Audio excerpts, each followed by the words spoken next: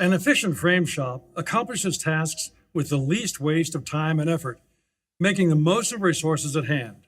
Whether your shop is large or small, its reputation, profitability, and future success depend on how well you deliver quality framing to your customers on time.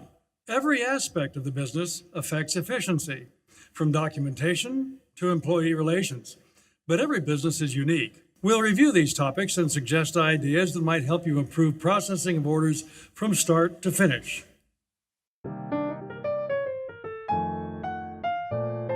First, let's look at documentation. Every framing order should start with a work order, created during the design conversation, showing the customer contact information and all details about the project. A good description and the value of the customer's property should be included, as well as any necessary information about insurance and liability. In addition, itemized pricing and a financial summary can be listed. On the subject of money matters, it is always a good idea to require a deposit when the order is placed, and 50% of the total price is generally recommended. This confirms the customer's commitment to the project, and since the cost of framing materials usually is less than half of the total price, the deposit also improves efficiency by helping the cash flow of the business. Using professional point-of-sale software is among the best ways to improve efficiency because it provides so many benefits. First, point-of-sale software keeps track of vendor updates, making it easy to keep their items and prices up to date. The software also keeps complete customer data and order histories and makes it possible to review all sorts of reports about material usage, sales, and profitability. In addition to all of these advantages, point-of-sale software can greatly improve the customer experience of framing design.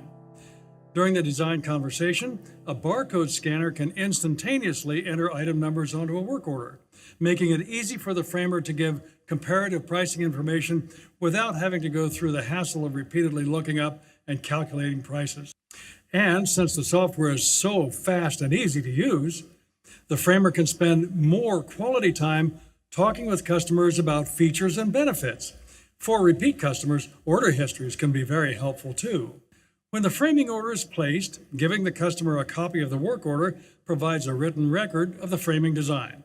This is important because the design process usually involves discussion of alternative methods and materials, and sharing the work order avoids misunderstanding or confusion about the final choices. Another copy of the same work order should go into the shop and follow the customer's property throughout the production process to document the flow of materials and to guide the framing work. If the work order is handwritten, a third copy should be kept in a safe and separate place, perhaps in the accounting office, just in case the shop copy is lost during processing of the order. Let's call that a control copy. Or, if the work order is kept in a point-of-sale software program, then it could be reproduced as needed. Daily backups of such essential computer data are recommended because, in the event of computer failure or loss, reconstructing the data without daily backups could be a huge task. An invoice provides a record of the project's financial details, especially the total amount of the order, the 50% deposit, and the remaining balance due. It can be part of the work order, or it may be a separate document. But in any case, the customer and the accounting department need to have this information. Accounting software, which is separate from point-of-sale software, is essential for the efficient operation of every modern business. There are many programs available. Pick one and use it well. Also, it's a good idea to have a professional accountant review the business's financial data periodically. Quarterly reviews are generally recommended. A professional accountant can help with the complexities of tax reporting as well.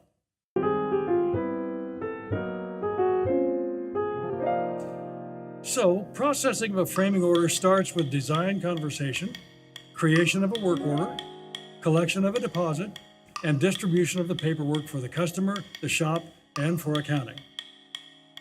The next step is to put the customer's property away until the work begins. The storage for incoming work could involve large drawers, covered boxes or shelves, or other provisions to keep the customer's property clean, dry, safe, and secure.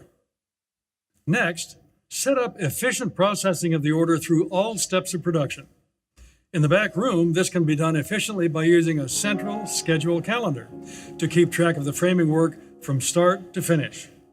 This calendar needs to be accessible to everyone in the shop and updated frequently with handwritten notations, so it should be rather large, at least 24 by 36 inches or 60 by 90 centimeters, and hang in an easily accessible place. A glass surface is best for convenient use with wet erase markers. The central schedule calendar is easy to maintain minute by minute as daily production goes on, and it shows all of the shop's work at a glance. As soon as an order is taken and the customer's property is put away, write the customer's name and work order number into the due date on the calendar. If a work order is for multiple frames, show the quantity in parentheses. As soon as the framing begins, mark the work order with a dot. As soon as the job is done, mark it with a check mark. This example of a central schedule calendar shows all of the shop's current framing orders in various stages of production. Notice that it is easy to see which jobs are underway, which ones are completed, and which ones have not yet been started. By keeping this calendar up to date, it's easy to see the current status of every order in the shop at any time. Completed weeks are to be cleaned off the calendar and renumbered in time to write in the following month's jobs. While the central schedule calendar shows a running record of jobs in the shop copy of the work order provides a written record of progress on each job. Up to the moment production begins, all work orders reside on one of 5 clipboards hanging near the central schedule calendar. Here's how the 5 clipboards work. The New Jobs to Order clipboard is where all new work orders go to begin processing, as soon as the customer's property is put away and the order is entered on the central schedule calendar. At regular intervals, perhaps daily, depending on how often you place orders to suppliers, check stock for all of the framing materials on the incoming orders. For each component of the framing, the work order is noted to indicate stock or order in the margins. If the materials are all in stock, the work order goes straight to the Jobs to Do clipboard until production begins. If materials need to be ordered, then the work order goes to the Open Purchase Orders clipboard to await entry of the orders to vendors. The Open Purchase Orders clipboard holds the open purchase orders to vendors as well as the work orders requiring materials to be ordered. When the orders have been placed, the dates are noted on the work orders, which are then moved to the Work Orders Waiting clipboard. The Work Orders Waiting clipboard holds the orders awaiting arrival of ordered materials, or if processing of the order is delayed for any reason, this is the clipboard where it should be held. When all of the materials have arrived and the project can proceed, the work order is held on the Jobs to Do clipboard until it is time to begin the actual framing. That is, when a framer is ready to start on a new job, he or she goes to this clipboard for the next order to build. So, the work orders on this clipboard should be kept in chronological order by due date. Finally, the Completed Jobs clipboard holds the work orders for finished framing projects. When the framing is done, inspected, packaged, and the customer has been notified to pick up, the work order stays here until the customer picks up the framing. So, this clipboard may be kept in the gallery area near the completed work, where customers would come to pick up their framing. When customers forget to pick up their framing, this clipboard also provides the information necessary for reminders. Here is an example of a work order created from a point-of-sale software program, showing the notations it has accumulated throughout processing of the order. These completed work orders should be filed alphabetically by customer name for future reference. If you use point-of-sale software, it's a good idea to revise any orders that might have been changed during processing. For example, if substitute materials were used or if dimensions were corrected.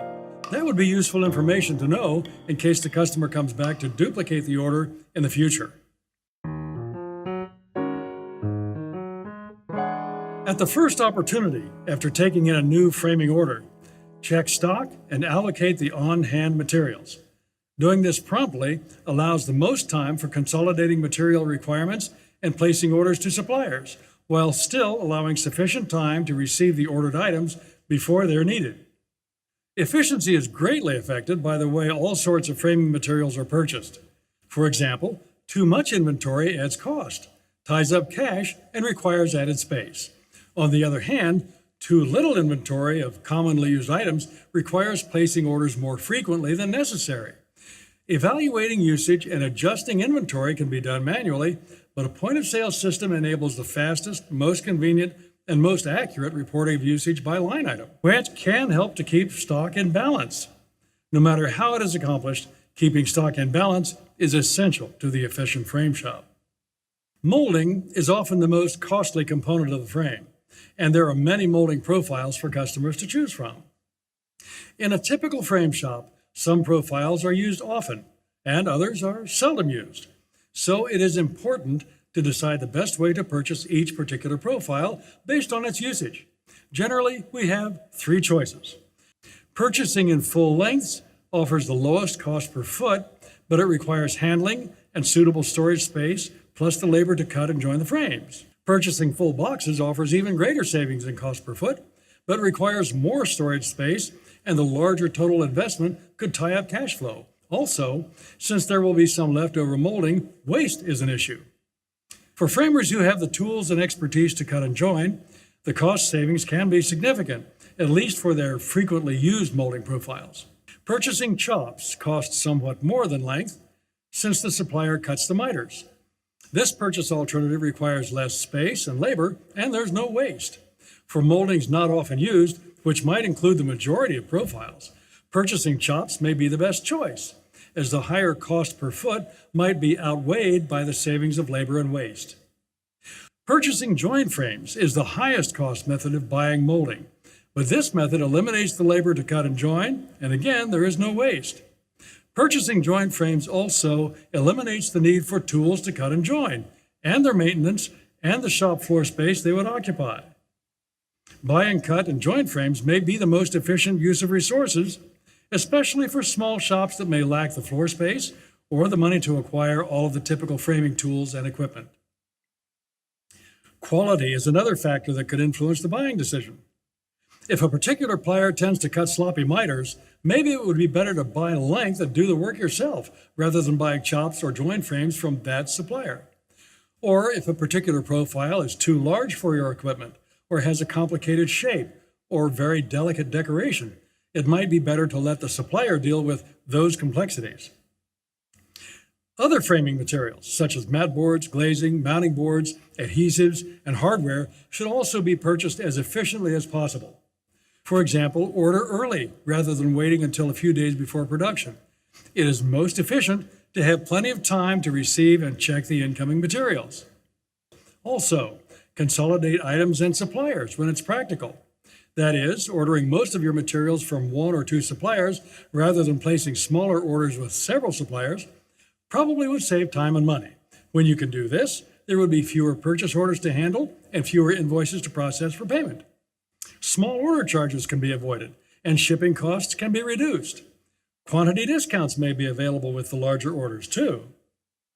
While it may be most efficient to consolidate materials and buy from fewer suppliers, there's also merit to having multiple suppliers for essential materials. Special short-term promotions or discounts, or temporary delays, such as stock shortages or an occasional closing for inventory or vacation, could make an alternative supplier very useful.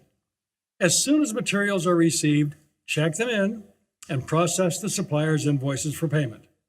When discounts are offered for early payment, earning them can add up to significant savings. In any case, avoid late payments, which could injure the business relationship.